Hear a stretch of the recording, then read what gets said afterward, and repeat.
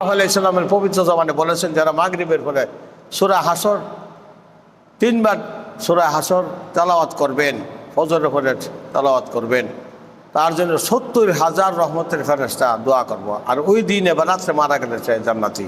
আমি আপনাদের সামনে সূরা হাসরের শেষের 3 আয়াত, আউযু বিল্লাহি মিনাশ শাইতানির রাজীম, আউযু বিল্লাহিস সামিউল আলীম মিনাশ শাইতানির রাজীম, আউযু বিল্লাহিস সামিউল আলীম মিনাশ শাইতানির রাজীম, আউযু বিল্লাহিস সামিউল আলীম মিনাশ শাইতানির রাজীম।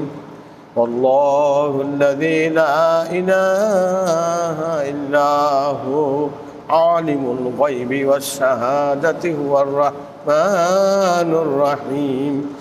والله الذي لا إله إلا هو الملك القدوس السلام المؤمن المهيمن العزيز الجبار المتكبر سبحان الله عما يشركون.